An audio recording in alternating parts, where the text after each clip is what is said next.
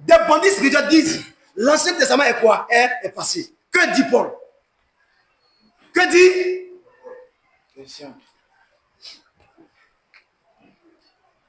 Que dit Paul? Allons d'abord dans Romains 3, 21 au verset 22, et puis tu sautes, et puis tu vas au verset 31. Romains 3, oui. Verset 21, 22. Oui. Écoutez bien. Mais maintenant, sans la loi, est manifestée la justice. Ah, donc, comme Paul dit, sans la loi est manifestée la justice de Dieu. C'est ça, ils s'appuient. Et disent que la loi est passée. Oh, vous ne comprenez rien, quoi. Oui. Mais maintenant, sans la loi, est manifestée la justice. De Dieu. À laquelle rendre témoignage. La loi et les prophètes. Attendez, quand Jésus mourait là, Paul n'était pas là au milieu des 12. C'est après son ascension plus tard que Paul était figuré parmi les 12. Je ne sais pas si vous voyez. Mais cette même parole que Paul a dite là, c'est pas cette même parole que Jésus a repris dans Jean chapitre 5. Il dit que vous sondez les Écritures, mais ce sont elles qui rendent témoignage de moi. Ou bien, donc c'est la loi qui rend témoignage de Jésus.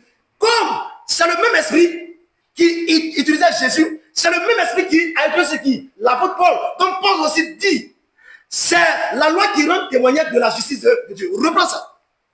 Mais maintenant, sans la loi, est manifestée. Donc c'est la loi qui fait manifester la justice de Dieu, oui. La justice de Dieu, à laquelle rend témoignage la loi et les prophètes. Donc effectivement, c'est la loi et les prophètes qui rendent témoignage de Jésus.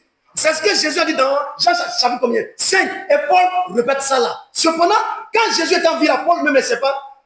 Peut-être il était même ce Gamaliel en train d'étudier la loi fortement pour persécuter les chrétiens. Ou bien, mais il reste sur scène, il prêche le même évangile que Jésus a prêché, en utilisant la même procédure et en donnant aussi la même affirmation. Et Paul dit, Alléluia, Alléluia, c'est la loi et les prophètes qui témoignent de la justice de Dieu. Donc sans la loi et les prophètes, personne ne peut savoir comment Jésus a réglé le problème des péchés. Sans la loi et les prophètes, personne ne peut savoir pourquoi Jésus est parti à la croix. Sans la loi et les prophètes, personne ne peut savoir pourquoi Jésus a été baptisé. Sans la loi et les prophètes, personne ne peut savoir pourquoi, quand Jésus est ressuscité des morts, pourquoi il a passé 40 jours, 40 nuits. Sans la loi et les prophètes, personne ne peut savoir pourquoi Jésus a fait son ascension et après, il a envoyé le Saint-Esprit depuis le ciel. Alléluia. Amen. Mais c'est ça la force de la loi. C'est de donner la révélation de ce qui s'est passé. Alléluia. Dans quoi? Le nouveau quoi? Testament. Oui. C'est fini. Mais maintenant, sans la loi, est manifestée la justice de Dieu. Oui. À laquelle rendre témoignage la loi et les prophètes. Justice de Dieu. Par la foi en Jésus-Christ. Donc, ou bien, donc sans la loi, personne ne peut avoir foi en Jésus. Le mercredi, on va partir en profondeur. Lis le verset 31. Le verset 31. Oui.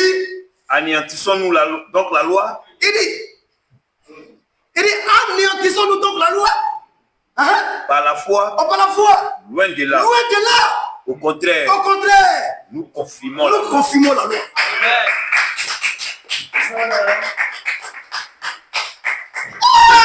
Vous dites que la loi est passée. Regardez Paul. Paul dit, est-ce qu'on va anéantir la loi parce que nous sommes sous l'aide de la grâce? Et Paul dit, loin de là, au contraire, nous confirmons la loi. Et puis vous dites quoi?